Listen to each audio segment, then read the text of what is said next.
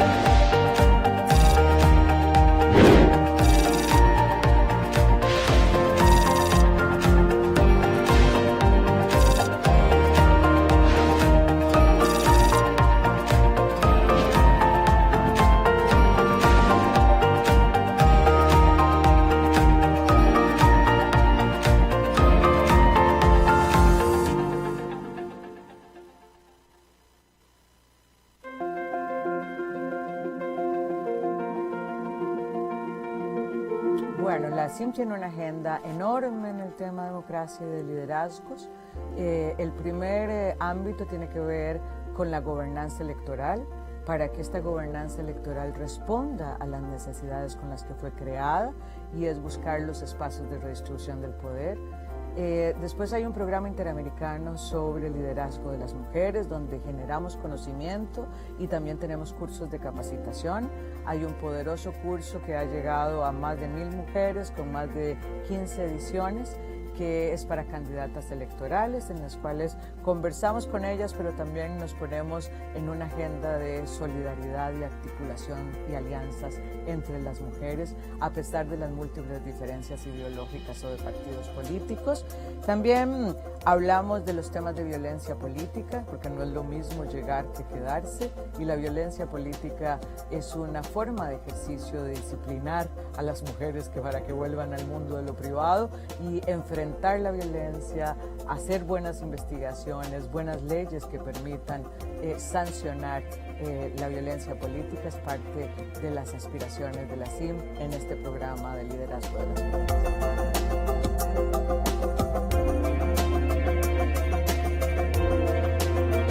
La aspiración histórica de las mujeres es estar en el mundo de lo público, que nuestro trabajo sea remunerado y que tenga un reconocimiento. COVID ha puesto en evidencia una profundización de las brechas existentes para el logro de este objetivo. Estas brechas existentes ahora dan cuenta de que podríamos tener un rezago de más de 2 décadas en el mundo laboral.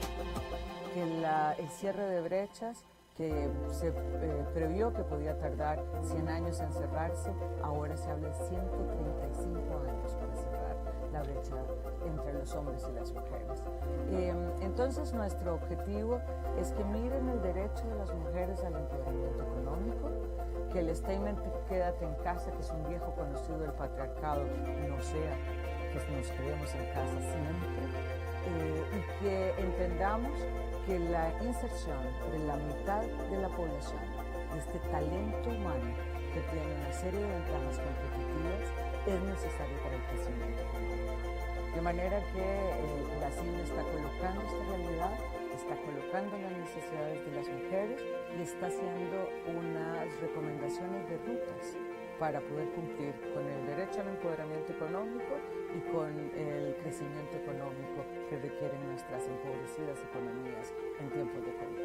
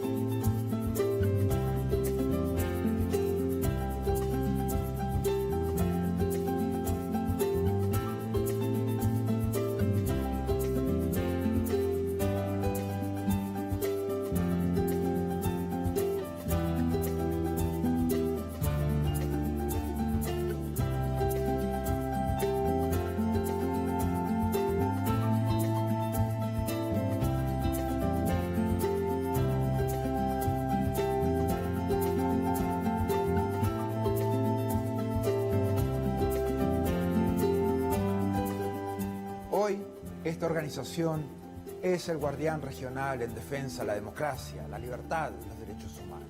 Los países se han comprometido con estos valores a través de instrumentos legales como la Carta Democrática Interamericana, la Convención Americana de Derechos Humanos y todas las demás convenciones interamericanas. Nuestro trabajo es mantener los más altos estándares. Debemos ser objetivos, analizar los hechos, denunciar cuando veamos corrupción, inequidad o amenazas a la libertad. En esos casos no podemos ser neutrales.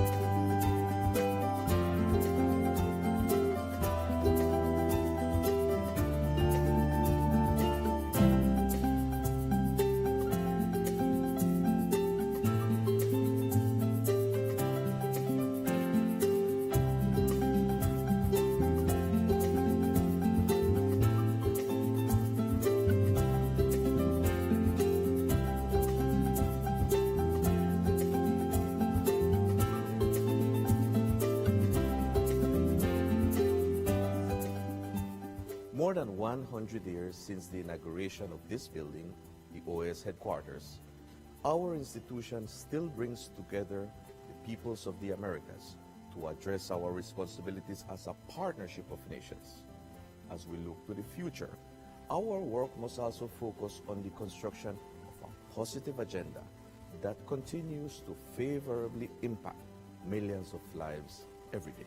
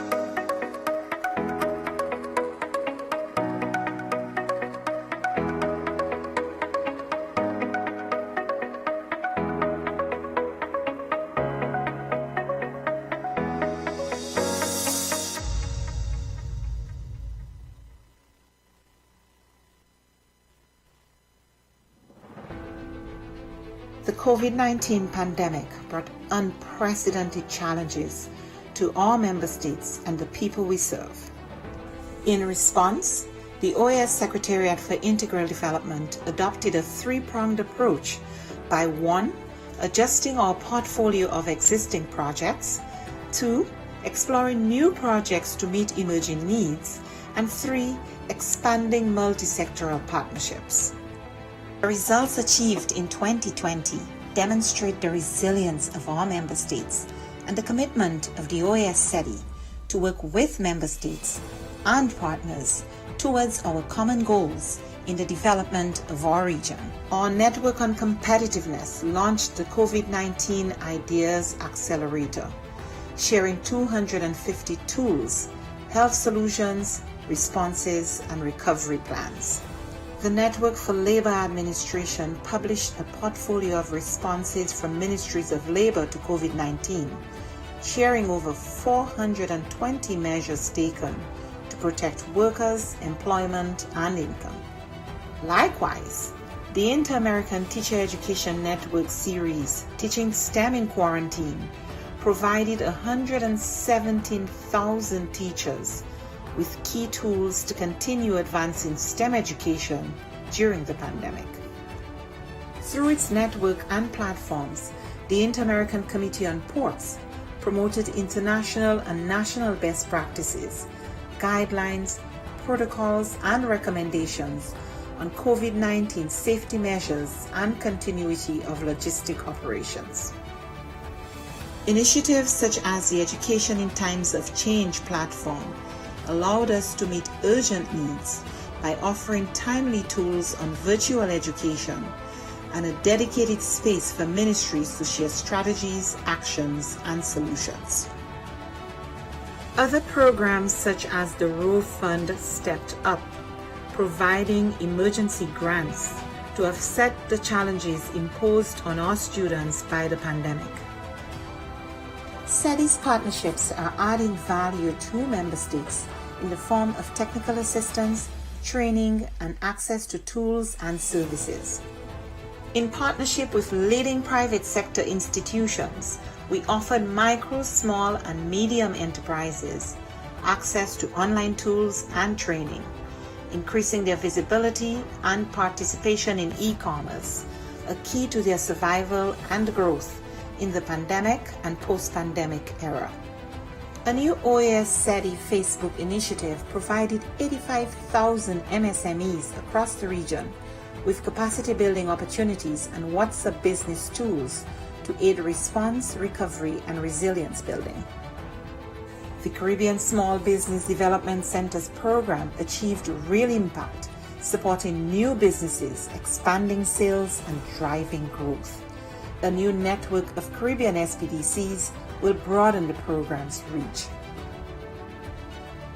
The Inter-American Committee on Tourism, the C2, convened ministerial-level policy dialogue in an urgent response to the impact of the pandemic on the hard-hit tourism and hospitality sectors.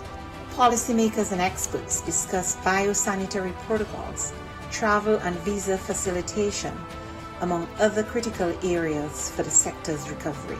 Partnering with the George Washington University and the U.S. Bureau of Indian Affairs, we went ahead with the scheduled first Indigenous Tourism Forum of the Americas, pivoting to a virtual format and convening over 240 participants from indigenous communities, the private sector, and governments.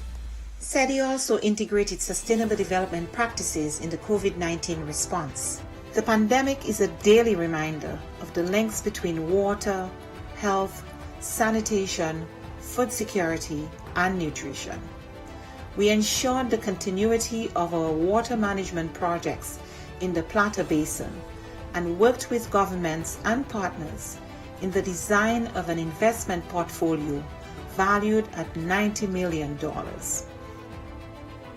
Additionally, the Energy and Climate Partnership of the Americas continued to share relevant best practices and responses to the pandemic on energy and air quality. These few examples indicate our collective impact.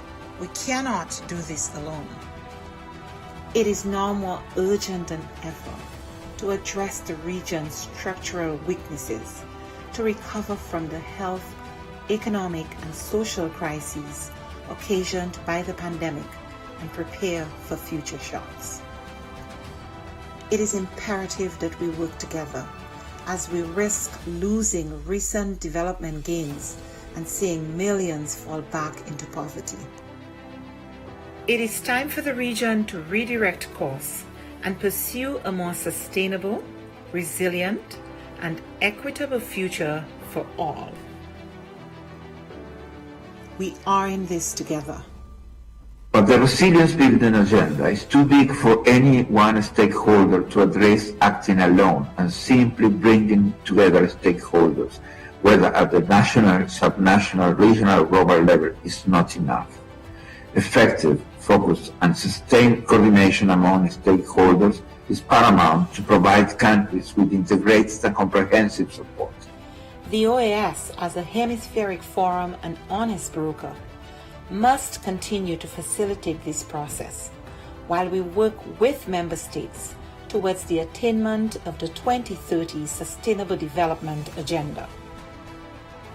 Cooperation, collaboration, and partnerships that include all actors strengthen us, enabling us to be more than the sum of our parts. We can and we must work together. The future of our region depends on it.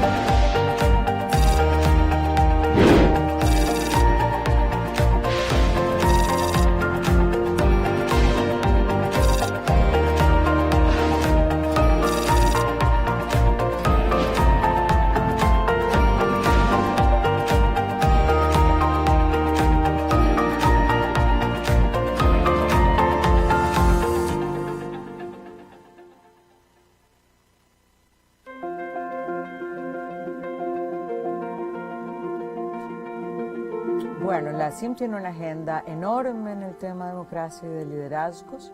El primer ámbito tiene que ver con la gobernanza electoral, para que esta gobernanza electoral responda a las necesidades con las que fue creada, y es buscar los espacios de redistribución del poder. Después hay un programa interamericano sobre el liderazgo de las mujeres, donde generamos conocimiento y también tenemos cursos de capacitación. Hay un poderoso curso que ha llegado a más de 1000 mujeres con más de 15 ediciones, que es para candidatas electorales, en las cuales conversamos con ellas, pero también nos ponemos en una agenda de solidaridad y articulación y alianzas entre las mujeres, a pesar de las múltiples diferencias ideológicas o de partidos políticos. También hablamos de los temas de violencia política, porque no es lo mismo llegar que quedarse, y la violencia política es una forma de ejercicio de disciplinar a las mujeres para que vuelvan al mundo de lo privado y enfrentar la violencia, hacer buenas investigaciones, buenas leyes que permitan sancionar la violencia política. Es parte de las aspiraciones de la CIM en este programa de liderazgo de las mujeres.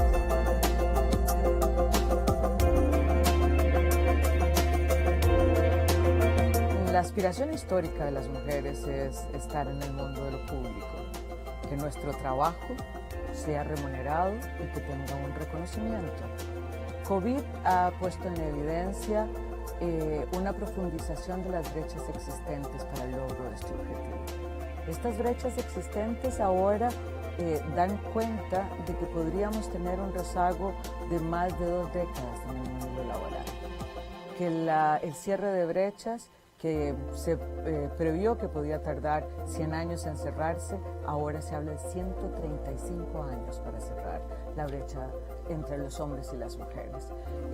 Entonces nuestro objetivo es que miren el derecho de las mujeres al empoderamiento económico, que el statement quédate en casa, que es un viejo conocido del patriarcado, no sea que nos quedemos en casa siempre, y que entendamos que la inserción de la mitad de la población, de este talento humano que tiene una serie de ventajas competitivas, es necesario para el crecimiento económico. De manera que la CIM está colocando esta realidad, está colocando las necesidades de las mujeres y está haciendo unas recomendaciones de rutas para poder cumplir con el derecho al empoderamiento económico y con el crecimiento económico que requieren nuestras empobrecidas economías en tiempos de COVID.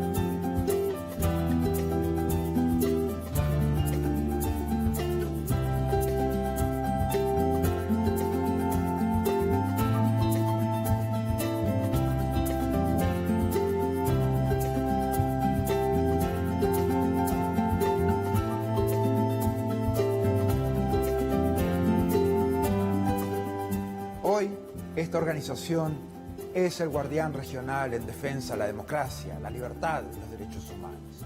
Los países se han comprometido con estos valores a través de instrumentos legales como la Carta Democrática Interamericana, la Convención Americana de Derechos Humanos y todas las demás convenciones interamericanas. Nuestro trabajo es mantener los más altos estándares. Debemos ser objetivos, analizar los hechos, denunciar cuando veamos corrupción, inequidad o amenazas a la libertad. En esos casos no podemos ser neutrales.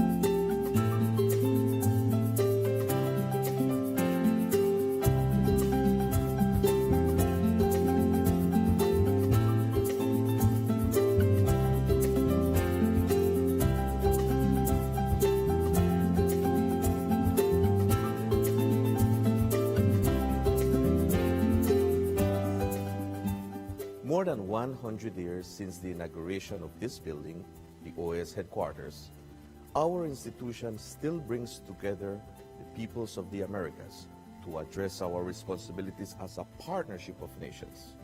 As we look to the future, our work must also focus on the construction of a positive agenda that continues to favorably impact millions of lives every day.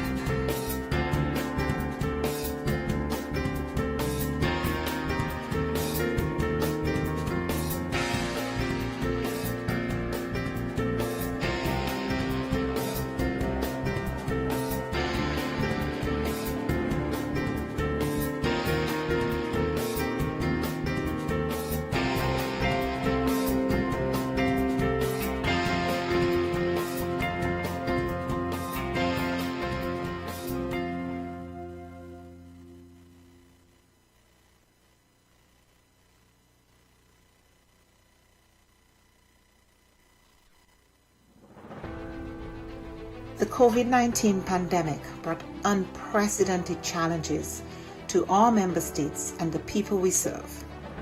In response, the OAS Secretariat for Integral Development adopted a three-pronged approach by 1. Adjusting our portfolio of existing projects, 2. Exploring new projects to meet emerging needs, and 3. Expanding multi-sectoral partnerships. The results achieved in 2020 demonstrate the resilience of our member states and the commitment of the OAS SETI to work with member states and partners towards our common goals in the development of our region. Our Network on Competitiveness launched the COVID-19 Ideas Accelerator, sharing 250 tools, health solutions, responses, and recovery plans. The Network for Labor Administration published a portfolio of responses from ministries of labor to COVID-19, sharing over 420 measures taken to protect workers, employment, and income. Likewise, the Inter-American Teacher Education Network series, Teaching STEM in Quarantine, provided 117,000 teachers with key tools to continue advancing STEM education during the pandemic. Through its network and platforms, the Inter-American Committee on Ports promoted international and national best practices, guidelines, protocols, and recommendations on COVID-19 safety measures and continuity of logistic operations. Initiatives such as the Education in Times of Change platform allowed us to meet urgent needs by offering timely tools on virtual education and a dedicated space for ministries to share strategies, actions, and solutions. Other programs such as the Row Fund stepped up, providing emergency grants to offset the challenges imposed on our students by the pandemic. SETI's partnerships are adding value to member states in the form of technical assistance, training, and access to tools and services. In partnership with leading private sector institutions, we offered micro, small, and medium enterprises access to online tools and training, increasing their visibility and participation in e-commerce, a key to their survival and growth in the pandemic and post-pandemic era. A new OAS SETI Facebook initiative provided 85,000 MSMEs across the region with capacity building opportunities and WhatsApp business tools to aid response, recovery, and resilience building.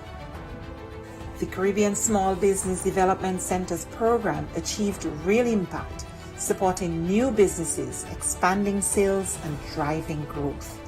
A new network of Caribbean SPDCs will broaden the program's reach. The Inter-American Committee on Tourism, the C2, convened ministerial-level policy dialogue in an urgent response to the impact of the pandemic on the hard-hit tourism and hospitality sectors. Policymakers and experts discussed biosanitary protocols, travel and visa facilitation, among other critical areas for the sector's recovery. Partnering with the George Washington University and the U.S. Bureau of Indian Affairs, we went ahead with the scheduled first Indigenous Tourism Forum of the Americas, pivoting to a virtual format and convening over 240 participants from indigenous communities, the private sector, and governments. SEDI also integrated sustainable development practices in the COVID-19 response. The pandemic is a daily reminder of the links between water, health, sanitation, food security, and nutrition. We ensured the continuity of our water management projects in the Plata Basin and worked with governments and partners in the design of an investment portfolio valued at $90 million. Additionally, the Energy and Climate Partnership of the Americas continued to share relevant best practices and responses to the pandemic on energy and air quality. These few examples indicate our collective impact. We cannot do this alone. It is now more urgent than ever to address the region's structural weaknesses, to recover from the health, economic, and social crises occasioned by the pandemic and prepare for future shocks. It is imperative that we work together as we risk losing recent development gains and seeing millions fall back into poverty. It is time for the region to redirect course and pursue a more sustainable, resilient, and equitable future for all. We are in this together. But the resilience building agenda is too big for any one stakeholder to address acting alone, and simply bringing together stakeholders, whether at the national, subnational, regional, or global level, is not enough. Effective, focused, and sustained coordination among stakeholders is paramount to provide countries with integrated and comprehensive support. The OAS, as a hemispheric forum and honest broker, must continue to facilitate this process while we work with member states towards the attainment of the 2030 Sustainable Development Agenda.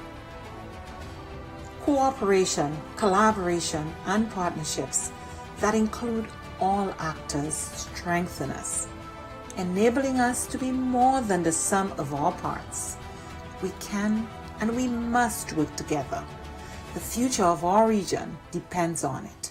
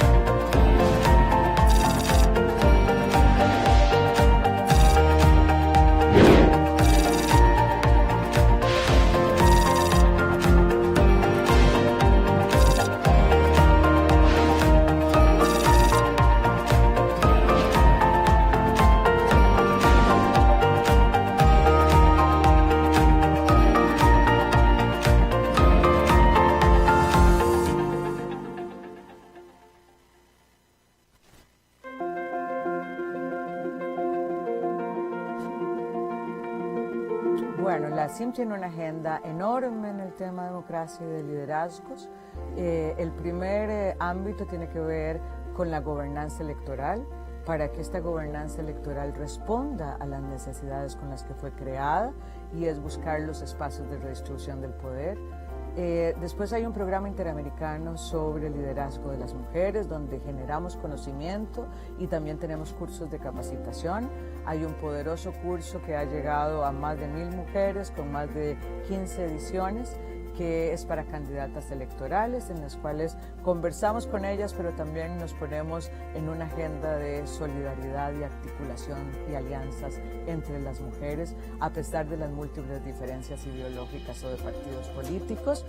También hablamos de los temas de violencia política, porque no es lo mismo llegar que quedarse, y la violencia política es una forma de ejercicio de disciplinar a las mujeres para que vuelvan al mundo de lo privado y enfrentar la violencia, hacer buenas investigaciones, buenas leyes que permitan sancionar la violencia política. Es parte de las aspiraciones de la CIM en este programa de liderazgo de las mujeres.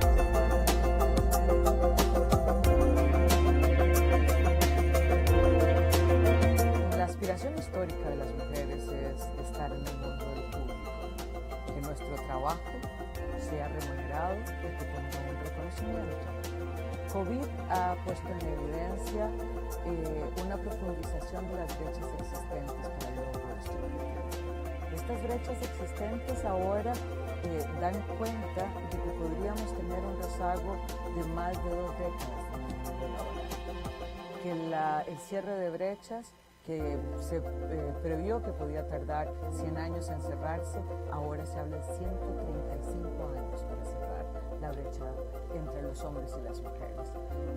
Entonces, nuestro objetivo es que miren el derecho de las mujeres al empoderamiento económico, que el statement "quédate en casa", que es un viejo conocido del patriarcado, no sea que nos quedemos en casa siempre, y que entendamos que la inserción de la mitad de la población, este talento humano que tiene una serie de ventajas competitivas, es necesario para el crecimiento económico. De manera que la CIM está colocando esta realidad, está colocando las necesidades de las mujeres y está haciendo unas recomendaciones de rutas para poder cumplir con el derecho al empoderamiento económico y con el crecimiento económico que requieren nuestras empobrecidas economías en tiempos de COVID.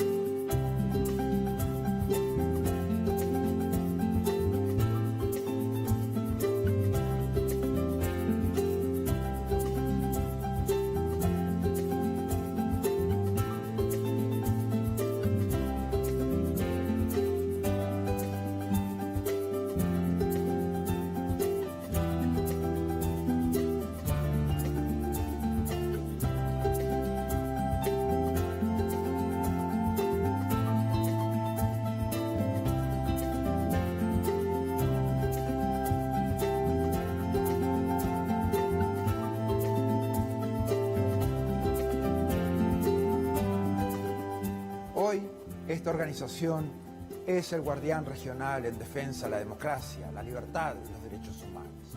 Los países se han comprometido con estos valores a través de instrumentos legales como la Carta Democrática Interamericana, la Convención Americana de Derechos Humanos y todas las demás convenciones interamericanas. Nuestro trabajo es mantener los más altos estándares. Debemos ser objetivos, analizar los hechos, denunciar cuando veamos corrupción, inequidad o amenazas a la libertad. En esos casos no podemos ser neutrales.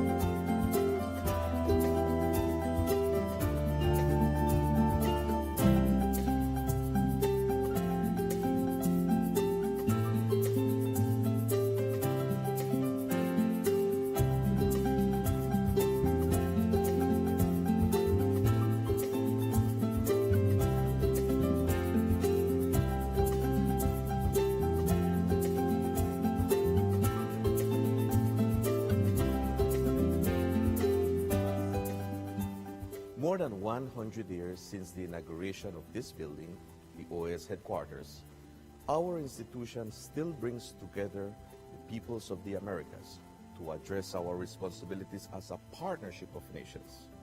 As we look to the future, our work must also focus on the construction of a positive agenda that continues to favorably impact millions of lives every day.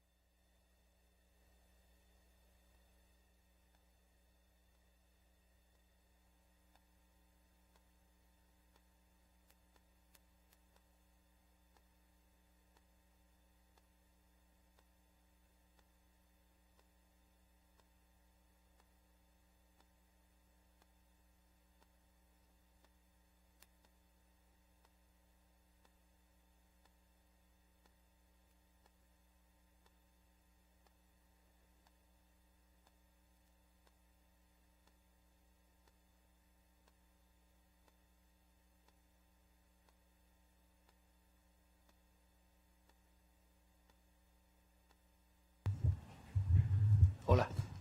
Fernando, ¿se escucha? Sí. Okay. Bueno, buenos días. Bienvenidos a todos y todas. Good morning, everyone. Welcome to the presentation of the annual report on crimes against humanity in Venezuela for 2021 that is being hosted by the OAS Secretary General. Good morning, everyone, and those of you listening on the live stream or webcast. Here with us, we have the Secretary General of the Organization of American States, Magdo, and the Executive Director of the Casla Institute, Tamara Sihu, and Connie Evans and Matthew Jones, who has been detained for more than 500 days in Venezuela. So if we are ready, then we will give the floor to you, Secretary General. Thank you so much to everyone for being here today. The systematic violation of human rights in Venezuela is something that is ongoing, very frequent. The world should not and must not get used to listening stories of atrocities and horror and torture suffered by Venezuelan citizens. We should not forget that those who have been forced to flee, those who suffered not only violation of the human rights, but also suffer the deprivation of the fundamental rights and freedoms, lack of peace, lack of food and other supplies. This is the type of report that the Casla Institute will be presenting to the OAS, where there have been reports made of crimes against humanity in Venezuela, as well as reports that we have seen before. There is evidence of involvement of the Cuban regime, and also the report shows the different linkages between the security forces and the chain of command and security forces, including those that are linked to the DGCIM, the intelligence community, and also tortures and detentions every day. The report called License to Kill and Torture points out the places where this takes place and the forms of torture that takes place by the different officers in the chain of command. This is done by different officers through different activities as have been put in evidence through the hierarchy, high echelon of the dictatorship. As we know, there have been tortures and some other testimonies that we have where there have been depression, and also by the security forces, by the CPC, by the police, national police of one of the states, among others. We congratulate the Casla Institute for this work and for the courageous work of systematically gathering this information. We are very honored to welcome you here with us, and beyond any rhetoric, crimes against humanity continue to exist. Their systematic torture continues. Extrajudicial trials continue, and also political prisoners. And in the meantime, the majority of the Venezuelan people are suffering from hunger, hardships, and this becomes the second largest migration crisis in the world, with more than 6 million Venezuelans, both men and women, thus becoming one of the largest tragedy in our hemisphere. The Secretary General of the, as we know, we have seen a 400-page report. That there was a report that was presented and developed by an independent expert group, where we were able to identify and document all the different tortures and methods of torture that were documented between 1215 and 1218. And this has been the basis for the countries, Latin American countries, to present and file the reports before the Criminal Court of Justice. Also, there was another report filed to the UN refugees, and also against torture, denouncing the fact that many crimes against humanity are committed in Venezuela. Impunity continues in Venezuela, and this is something that's why we need to do justice about this. Thank you. Thank you so much, Secretary General. Now we will hear from Tamara Suhi, Executive Director of the Casla Institute. Good morning, and thank you so much for being here with us. Thank you so much to the Secretary General of the OAS for allowing us this opportunity to present a report, and thank you to all of those of you in attendance and following us. The report covered by the Institute, Casla Institute, focused on looking for witnesses that could provide testimony. We interviewed different officers from the different public security officers and agencies and high officers, all the military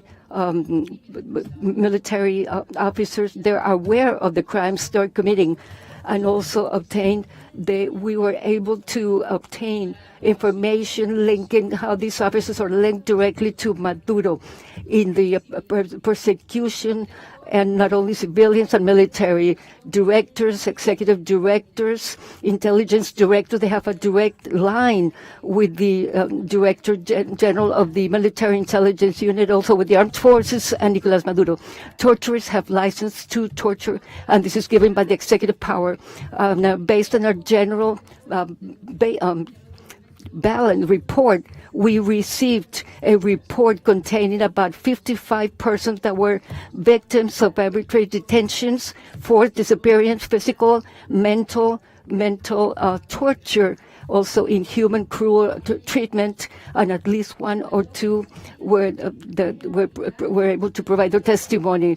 43 were men and other 2 minors. The ages ranged between 13 and 70 years of age, which included people that were targeted directly by the regime and also, in addition to that, family members that were persecuted by the regime.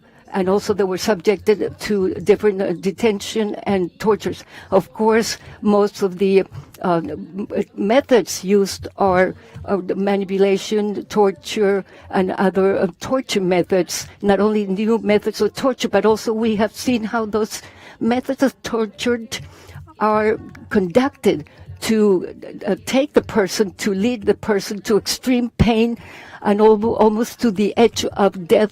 And also it will be that to the edge, push them to the edge between life and death.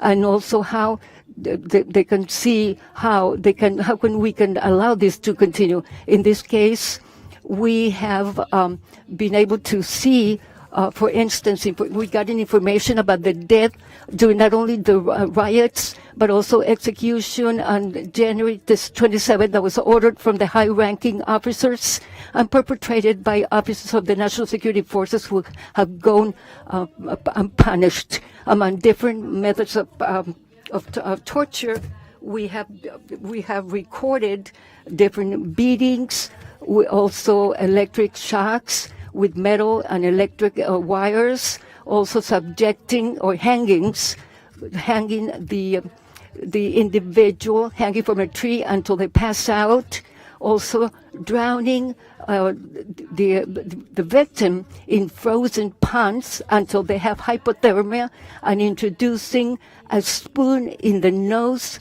and in the ear until the person starts bleeding, using irritating substances that are applied to the skin, and also that not only causes bleeding, irritation, but also peeling and severe irritation. Also the use of substances that causes hallucinations and affects the heart rate. And also it causes a lot of psychological effects that leads the person to lose consciousness or to even not being aware of what they're saying, so they can provide information. Also, they call this so-called war games, because the officers, in addition to executing them, and I don't know how do you say it using a better word, they mock. It's like they are enjoying those games. Those are simulations of executions. Victims are subjected to different types of torture, where they are made to kneel down, and also pretending that they're going to be executed. They drag them as if they were hostages, were hooded and being in chains. And while they are hooded and chained and handcuffed, also they simulate. They do the Russian roulette game simulation. On the slide number 2, we can see all the different actors involved, which are the security forces involved. There were about 11 occurrences, 33 out of 33 people that were detained. They were tortured by the Sedin.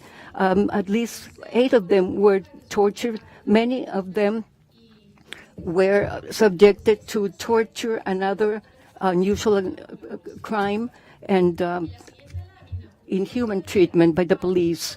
And here you can see historical record and the position of the security forces from 2013 to the current time. As you can see through the different stages of the protests, or whenever they want to go out there to to pick up a certain person, they activate the different agencies that are sent out there. Now, what's the situation of tortures? At least 18 people, or in 16 occurrences, people were detained by the security forces of the Sahel and the Sabine.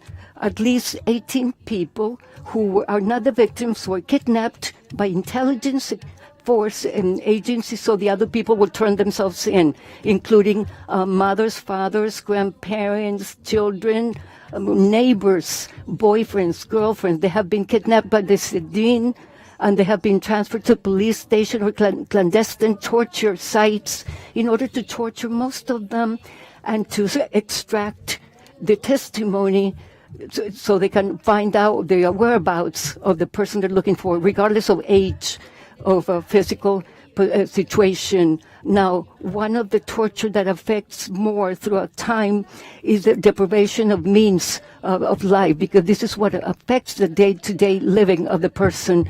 Now, these are persons that are subjected to long periods of time without any type of food or water.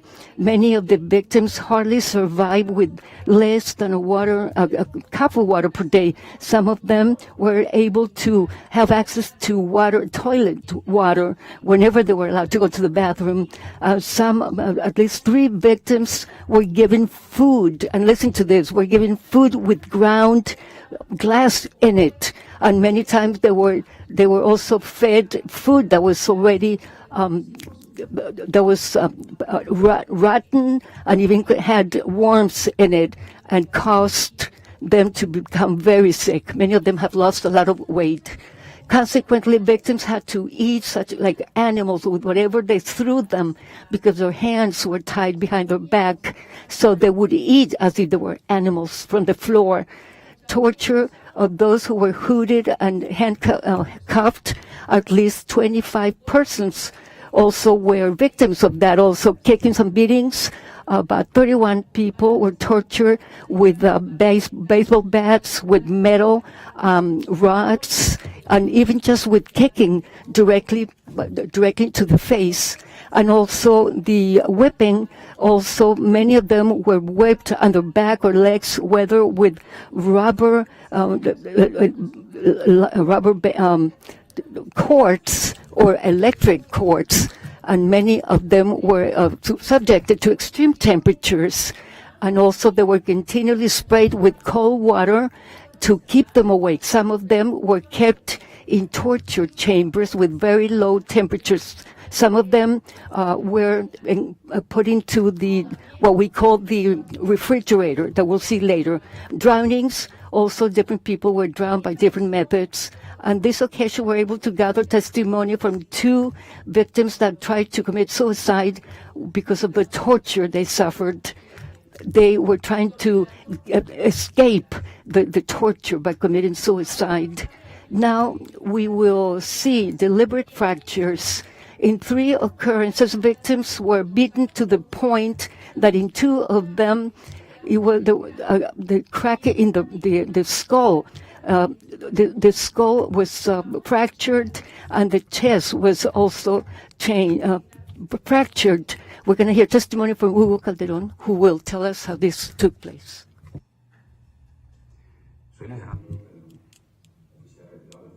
I'm a retired official of the Armed Forces of Venezuela. In 2014, I was detained by Sabine in its headquarters in Caracas, and I suffered violent questioning interrogations by their officials, by Mr. Calderon, and by special instructions of the high-ranking officials of Sabine.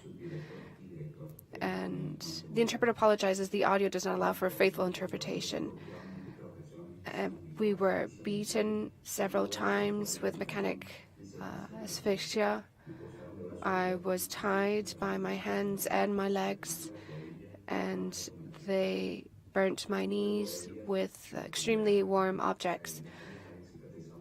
Once my wounds could heal, I was released. In January 2015, I was arbitrarily detained once again by the Sabine. And in this occasion, tortures were even more violent.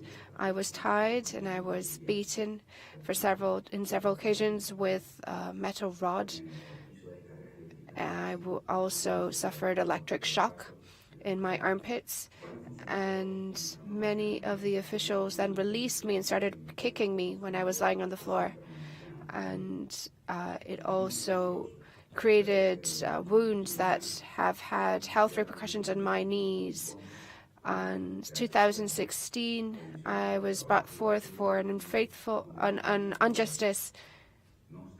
unfair trial, but I was released. Unfortunately, Nicolás Maduro ordered my capture once again, and they also captured my parents, my girlfriend, her mother. And once they found me, they released them and forced them to sign a release form in which they could not disclose any of the things they had seen, because if not, they would be detained again. In 2019, I had finished my sentence, but after that, I was not released until 2020. In November 2020, a year after my sentence had finished. And during that year, I was refused all the rights any kind of human right, which is the situation of every political prisoner. Luis Lobo Calderón, when he was actually explaining his experience, of course, he wasn't talking about this in the video because it's hard for him to talk about it. When he was captured and he was beaten, when one of his bones was broken, it was such a noise that these bones made that even the officials were scared. He fell sideways, and they still continued kicking him until they were able to gather him again and make him stand up. And then we see in this slide hanging. At least in several occasions, victims were hung with their face covered, hung by their hands backwards. This means that it might also twist their arms. They're barely allowed to touch the floor. With their tiptoes. In some cases, they were hanging without even touching the floor, and they were left there.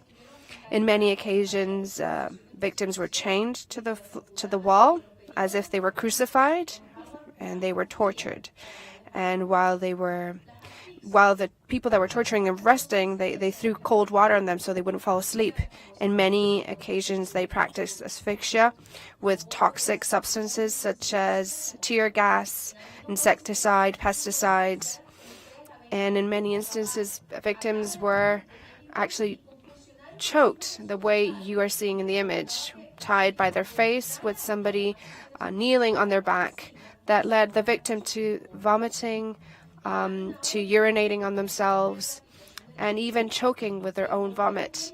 Here we see electric shocks. In many cases, victims received electric shocks with the use of car batteries, and at least 16 people suffered electric shock in areas such as the testicles, underarm, their body, legs, which led them to faint. In some of the witnesses' testimonies, we've seen the new locations used for torture that we've actually been able to unveil. And it shows that there's a systematic methodology and planification to this. And it's a basic foundation that is used to force witnesses to give testimony. And here we're going to show you the case of La Mariposa, which is a torture center. Here you can see in Google Maps, it's outside in the outskirts of Fuerte Tiuna. It's next to Caracas, and it has a macabre story, a very dark story. A lot of militaries were detained and taken to the center to be tortured.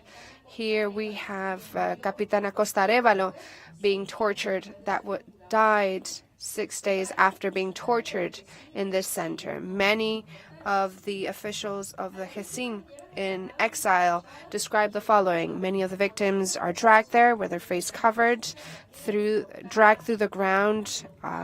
Obviously, they suffer wounds because of being dragged on the ground, and sometimes they force them or push them down some cliffs. They simulate like they're going to be shot. They make them kneel down. They submerge them in puddles, and they let them lie there so that they can have the feeling that they're freezing. In the center itself, there's a lot of equipment, baseball bats, chains, cords, car batteries that are used to torture these people. Now we're going to see a video that we received from one of the officials of the intelligence service that explains that this video is a recording of that center, that the chief of the DAE, Colonel Juan Cuartiaga, who's the chief of the SEBIN, the Bolivarian National Intelligence Service, brings special teams to the center to be trained. And here we hear Mr. Blanco Cuartiaga.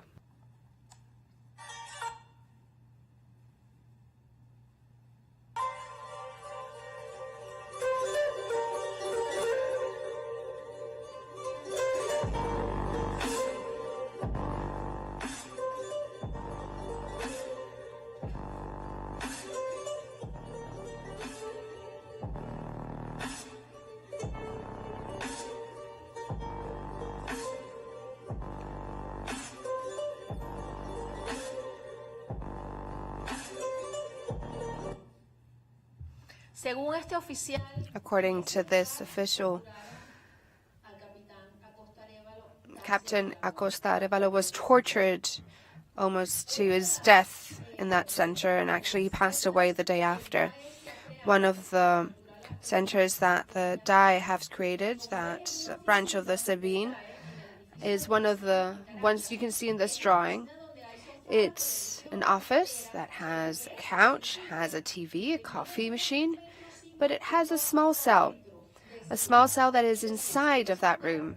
So in that room, they torture people while other officials watch, as if it's a spectacle, as if it were a show. So they're hung from the ceiling, they're beaten, they're electrocuted, submitted to all kinds of torture. They're not allowed to go to the restrooms, so they urinate themselves. They're choked, asphyxiated, and all of this happens while other officials are just going about their business, having their social interactions in the room.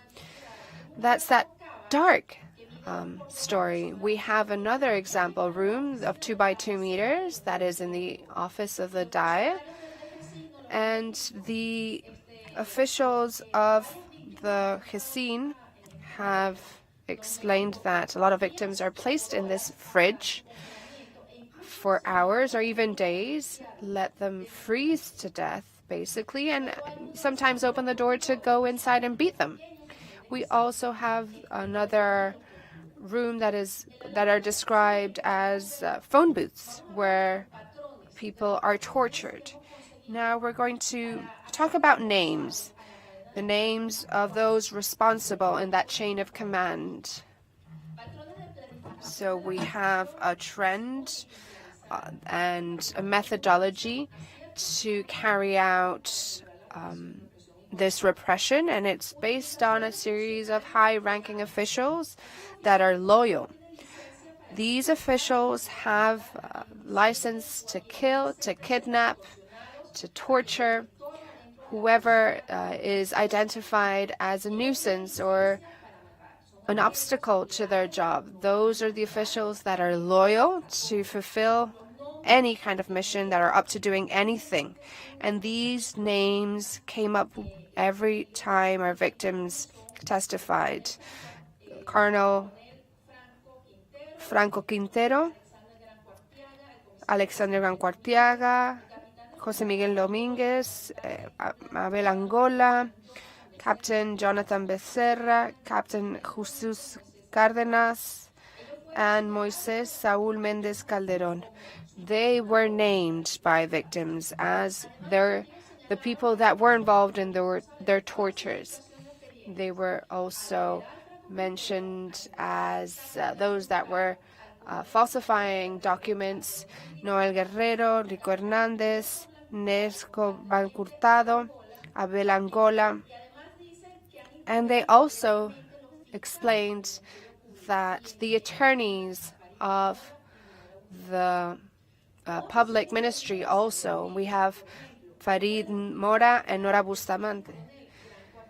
And this is the case we're going to talk about of Mr. Cuartiaga. This is the person that brings this elite group to the Mariposa for training. You can see him in various situations with his hair dyed white, long hair, short hair. Well, because he does this because he changes the way he looks depending on the occasion. So he modifies his physical appearance to be able to infiltrate groups. This official has created a kind of brand that can even be seen in brands such as coffee or rum brands. And he actually owns a chocolate plant, and he has created these rings that a select group uses. He uses centers such as Mariposa in the Hesín, in which the most horrible torture is committed against civilians and military before they are sent to court, and they test out methodologies. And it looks like it's more of a group of friends within the Daesh, of friends that is dedicated to repression, a group of friends that is ready for anything. And this is the group that the regime relies on for its torture. And then we have the direct responsibility of the high-ranking officials. In many occasions, we've seen as once a month at least, in between 2014 and 2020, there were meetings in the offices of the Hesín, the directors of the Hesín counterintelligence office, with the president of the Supreme Court, the Attorney General of the Republic, the Minister of Defense, the Minister of Justice, the Director of the FIAS, and the Director of Sabine, and all of those who were participating that were involved in whatever they were talking about in that meeting. So basically, the highest ranks of the intelligence and repression of the regime met in the offices of the DGCIN, the Directorate General of Military Counterintelligence. So they talked about counterintelligence. They identified those who were going to be accused of conspiring against the regime or activists, and they also drafted plans for opposition or interventions, and to also debate about political prisoners. From Vladimir Padrino onwards, they knew absolutely everything of what was going on in counterintelligence, including the political prisoners that were retained in that same building in different cells in the basement. And the public ministry is very important because they have an office in that same institution, in that directorate. Offices that have officials that have witnessed these tortures and have been named by victims. There's no way that the public ministry, led by Tarek William Saad, does not know what is going on. And it's impossible to believe that when he says that he did not know about this. And an active general actually said this: there's no way to detain generals, colonels, or high-ranking military officials without letting the highest ranking officials, such as the President of the Republic, no. So whenever we detain military commanders, the President knows about it. When these high-ranking officials were meeting in the GESIM, they were torturing political prisoners in the basement in the same building. So here we see the chain of command. In the GESIM, these cases are managed by officials, and then they submit it to Hernández Dala, who then lays forth these cases to President Maduro. So one of the cases we heard was that how Carlos Hernández Hurtado, who was once the director of the headquarters, said he had direct contact with Maduro because Maduro had appointed him. Another that said something similar was Hanover Guerrero, who said he had an excellent relationship with his bosses in Cuba and in Venezuela. And let's look at this graph. The GESIM is an auxiliary organ that reports to the Ministry of Defense. That, in his case, reports to Maduro. But now we see that there is a direct link between Maduro and the director of military counterintelligence that has been approved by Nicolás Maduro to manage these cases. And the president has the power to assign or appoint the director of these institutions. So we can see how he can actually bypass the Ministry of Defense and go straight to Maduro. But in addition to this, Hernández Dala has 9 years of experience already leading the GESIM, but he's also has the honorary position of leading the security that surrounds Nicolás Maduro. So in this sense, he has those two roles, the counterintelligence and also offering security for Maduro. So now we're talking about another example where they covered 30 years of service. In the case of the Ministry of Defense, he's already covered the 30 years, the maximum period to be a military, and he's still in this position, which shows the interest of Maduro to preserve him in that position during those years of torture in which these intelligence agencies have carried out these atrocities. And now we look at the SEBIN. And the SEBIN is the Bolivarian National Intelligence Service. And as we see, the different vice presidents of the Republic are in this graph because SEBIN depended on the vice presidency of the Republic until last year. But the SEBIN was transferred to the Ministry of Justice, now seeing how the International Court of Justice is actually carrying out a different cause. So whoever was in the SEBIN, who was a director at the SEBIN, has reported directly to the vice presidents of the Republic, who then reported to Nicolás Maduro. So in this way, there's no way to deny that Nicolás Maduro was involved in these crimes against humanity, because these officials reported to him, because they informed him constantly what was going on, because the highest ranking officials, both on the executive, judicial, and military branches, met in these meetings in the SEBIN to draft a plan for this torture. Now, as to the implication of Cubans, we're not going to mention a lot of this in our report because we are actually preparing a special report to the International Court of Justice on Cuba.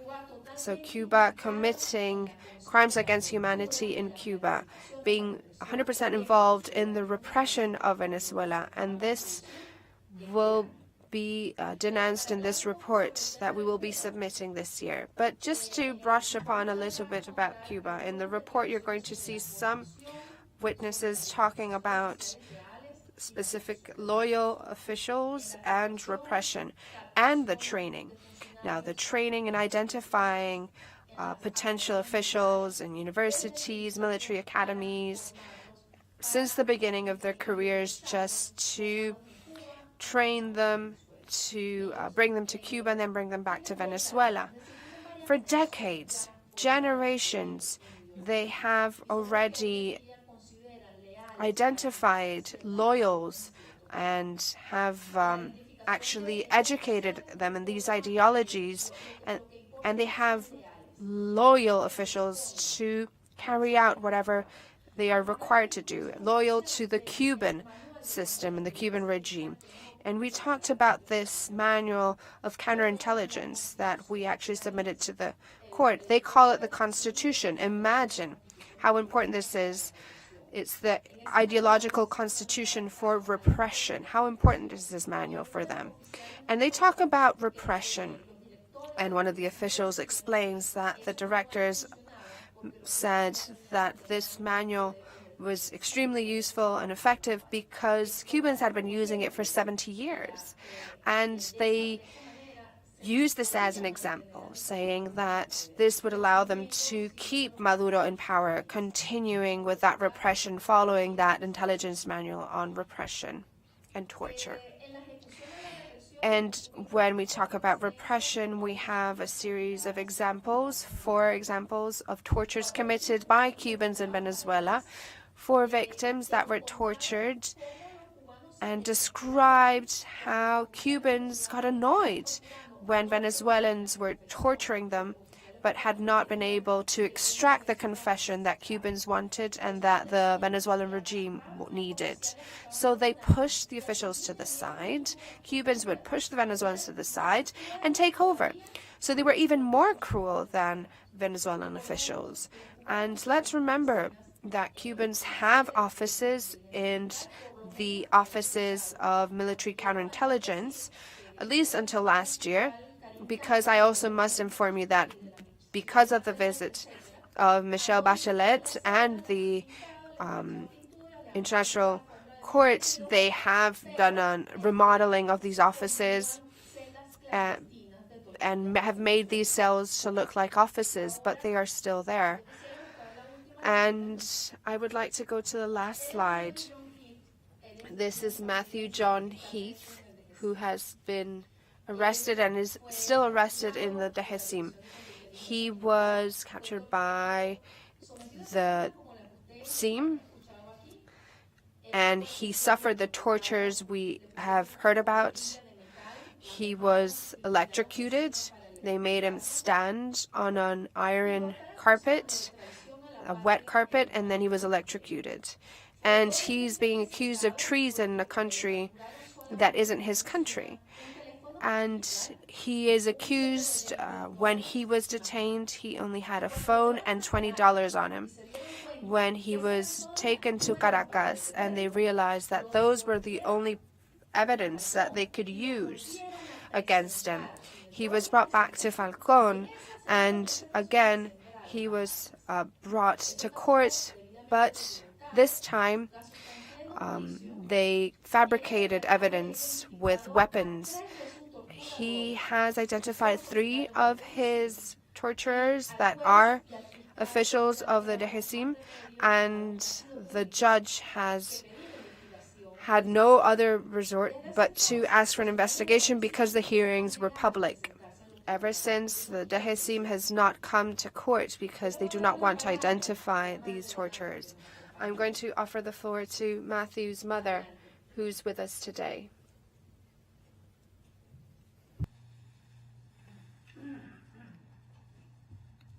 Hello, and thank you everyone for letting me speak.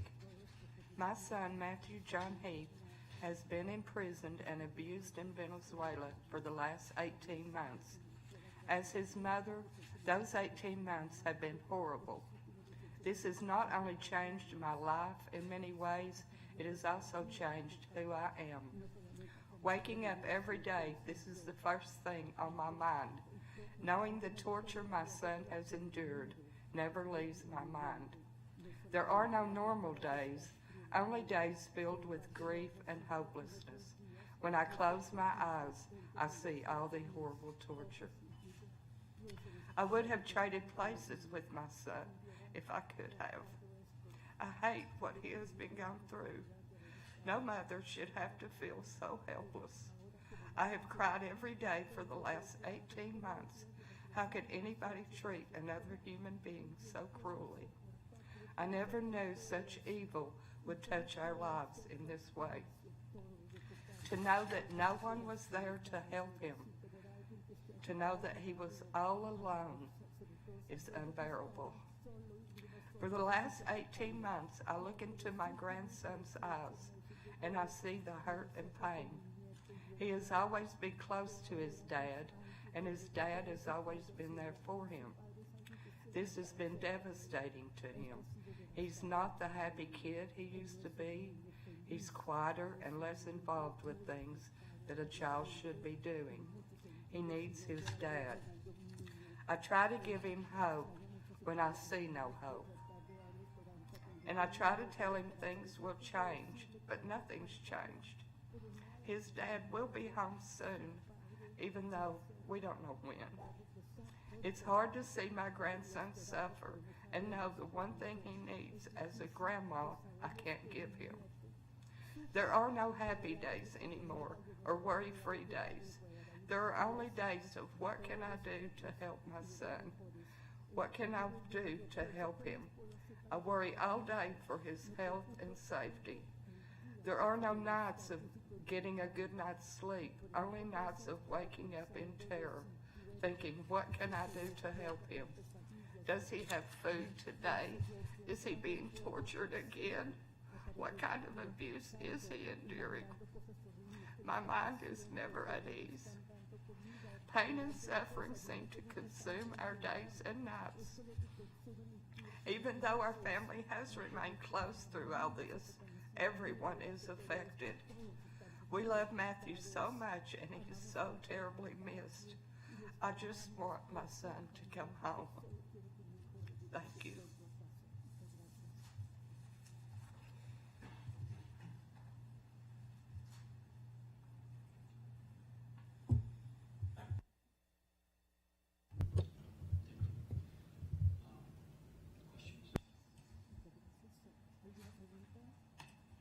David Alandete, ABC de España.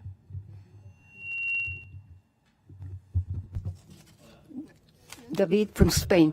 Hello. Yes, I would like to ask Mrs. Suhu about the video that you showed us about the mariposa. Is that a taped video? Is it an internal video? How was it taped? And can you explain further on what it's supposed to contain? Well, the video was provided to us by an intelligence officer of the DG SIM when we were looking for the location of that farmhouse. I can imagine that he brought it from their own files because they also do propaganda or advertise. Well, as you can see, the brand of the DG SIM, for instance, there are videos where their trademark or their symbol, it's sort of a dark mask, and there are even videos that they have where they have their own branded products, because they have some side production of rum and some other, but also that video that shows how they're using new and novel weapons, and they take them out to that farmhouse where they are tested. That is a place where they practice shooting and things like that. What's significant of this, if you look at the entrance to the place, when you go to the farmhouse, it's the same view from the satellite picture. It shows the same features as the satellite picture. We have multiple videos that we have been sent that we do not want to put on the screen now, but we simply wanted to show this, to show the clandestine places where torture takes place. And the Secretary General I wanted to ask, given the testimony that we have heard, and based on what this report has presented with the different examples and illustrations, I would like to ask you, what are the recent developments, and also not only of what the Colombian President Ivan Duque has said when he went to the White House for a recent visit. He said that Maduro is a criminal, has to go be accountable for his crimes. So I would like to know what the White House says that. I would like to ask what's the latest about that. That came out from the White House based on the report. I can tell you one thing. I, as a Venezuelan citizen, I would like to answer after you have seen here from the direct explanation and that has been shown and presented by President Maduro and his officers. That is the answer. That is the response. There is nothing else to say. That criminal chain of command in no way can be separated from justice, nor from the Criminal Court of Justice or Criminal Court of International Court or the U.S. courts, because they have been charged with drug trafficking in the U.S. by federal courts. They have different proceedings going against them. So this is an international criminal web that is spreads worldwide, that in addition to repressing Venezuela, they have different involvement with the outside. There is nothing else that can be said about that. What we have so far, it's horrible. It's an atrocity. It is also terrible to say that Maduro receives a phone call and the director of intelligence tells him what they're going to do, and he gives him the go ahead and do this or that. So there is nothing else that we can say about that. What's relevant here is that what's happening in Venezuela is not that we're not talking about two hostages. We're talking about 25 million hostages of the worst tyranny that we have had in the hemisphere.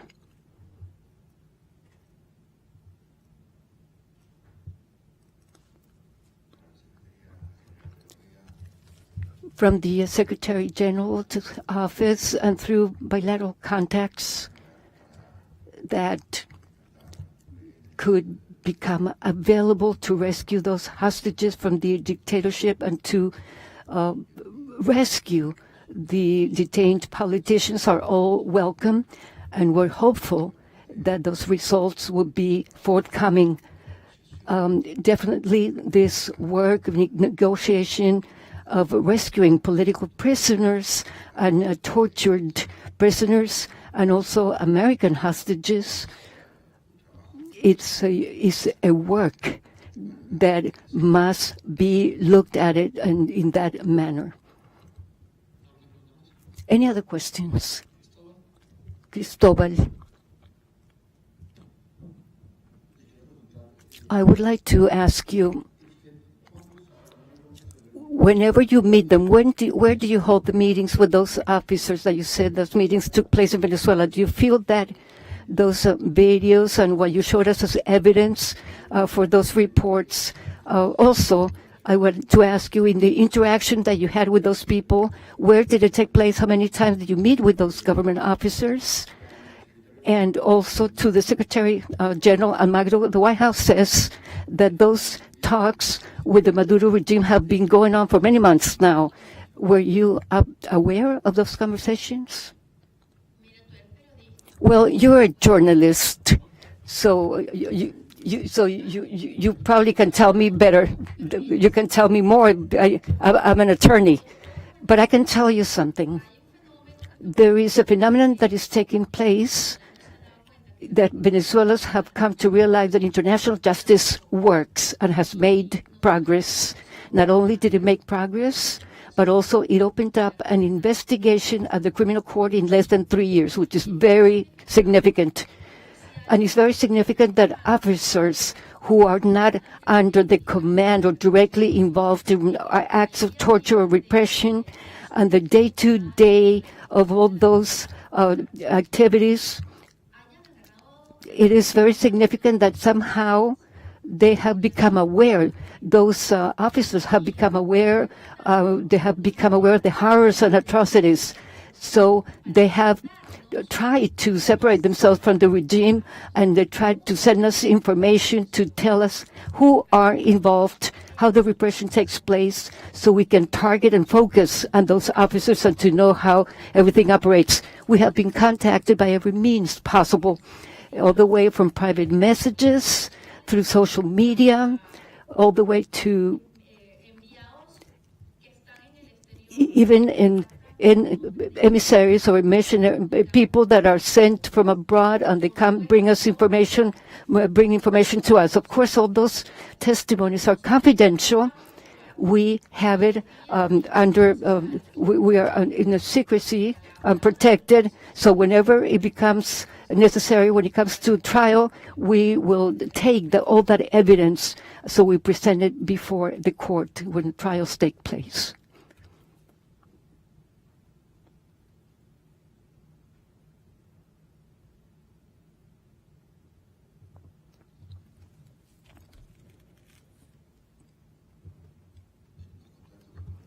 Through the context that we have had, we have been asked to keep the utmost confidentiality. Obviously, we have to respect that commitment of confidentiality. Thank you. Ivalice Murillo.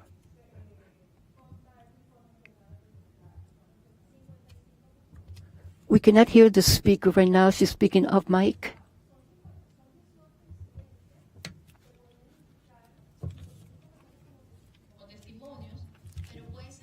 Well, it could be through testimonies as evidence, but it can be more through other means. Remember, there are victims that have been also tortured in group, but we do have 4 individual testimonies. So, but there can be more. So we can use as evidence. Even a witness was saying that as he was being tortured, there were about 25 officers that were coming out of the torture cells, but we were not able to know the exact count of them. Yes, about 55 testimonies that we have so far. Tomas Guevara.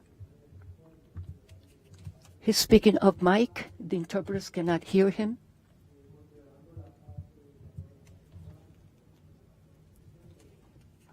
The speaker is so far away from the microphone. Okay, this report is for Venezuela. We already addressed this to the criminal court as evidence, but the report by the Cubans is a new report or complaint that we're going to be filing against Venezuela and against the repression. Remember that also one state can only be prosecuted if they're part of the Rome Statute of Rome under the International Criminal Court. Any other country? Any other question? Okay. I wanted to ask you if you feel that the U.S. government is giving you enough support in the quest for your son, and if you feel after these 2 people over the weekend have come home, if that gives you hope that this ongoing process may bring your sons back home soon, and if they have reached out to you in this process, because it seems that they have been talking from the White House with the regime for several months, according to what the White House said. So I wanted to know if they have contacted you, if you're well informed, and if you feel supported in your quest. Thank you.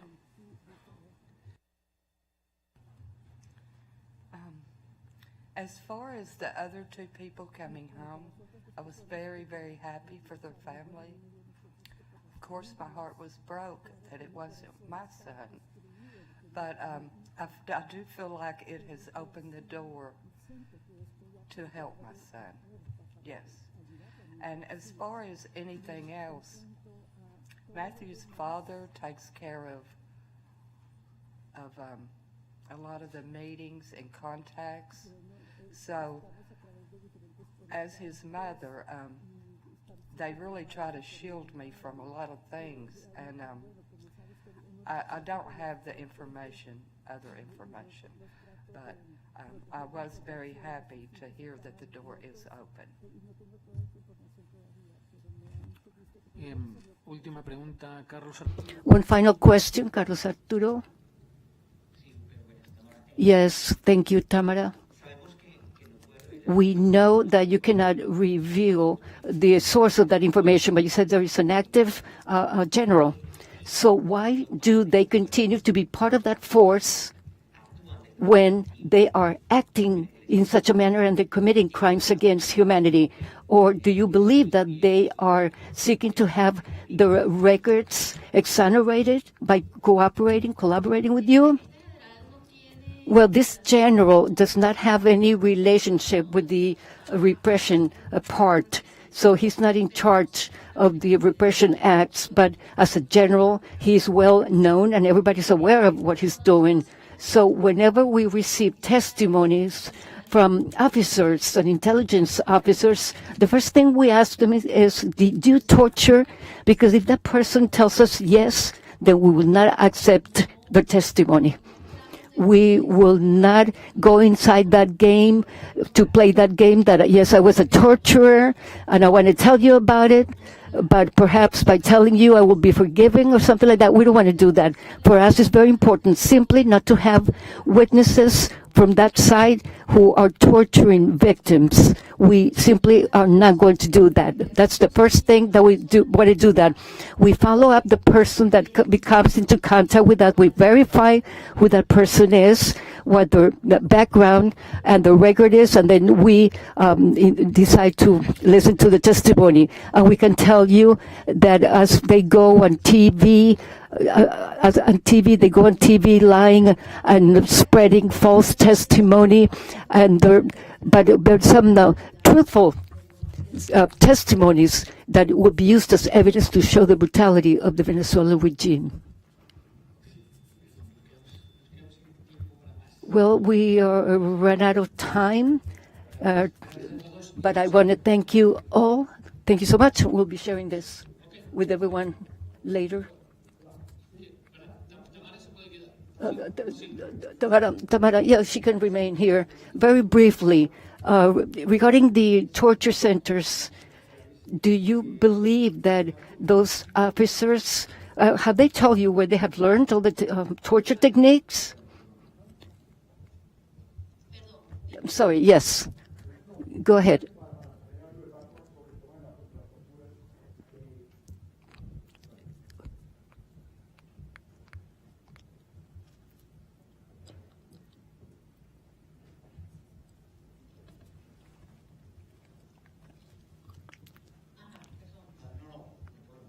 I'm sorry. That's okay. As I was saying, regarding the methods of torture, what information have you received from your sources as to where those officers learn the torturing methods? Where do they learn that? Were they trained elsewhere? Did they go to foreign countries to learn the torturing methods? And so, based on your information from your report, where is that training or teaching taking place? Well, that is part of the training, as we were talking before. There have been types of torture that have been developed to the point that they're able to extract the greatest information or benefit to them. For instance, to give you an example, if they used to electrocute or to electrocute the traditional way, now they have refined their methods. They use metal combs and different points of the nipples of the persons or under the armpit, because apparently it's a horrible sensation to have electric shock under the armpits, or also on the testicles, or they're either wet, and also they're placed on a wet metal mat, and they're electrocuted. So if you ask me, that's the training that they have learned those methods in order to extract the most benefit out of each method of torture, all the way to causing the person to pass out. How do you know that somebody who's torturing another person, how do you know that if the person passes out, that you can throw water on top of them and then make them wake them up again, but then continue to torture them, and then to the point that they can die, they can drop dead at any time? So where is that borderline? How far can I go with torture, and how much torture can a person endure? So they have learned all of that, not only in training but in practice, of how far they can go. And for that, they have been trained and learned repression methods. They have been even trained by the counterintelligence manual throughout the years, and the different officers have learned how to torture and how far to go with that victim, or how far they can go with that person. That's why it's so important to stress that torture is systematic and it is programmed, which is one of the patterns which for the International Criminal Court is very insignificant, because it's not only the planning process, the training process, there's also some clandestine torture sites, also special cells, also the institutionalization of torture, different institutions that accept torture as a method for interrogation, and also the execution of torture with total impunity, with key officers who have a license to torture and kill. So torture is systematic in Venezuela in that manner. There is no going back, because somehow it has been institutionalized. Well, thank you very much to all of you. The report will be available soon on the organization's website. Thank you very much.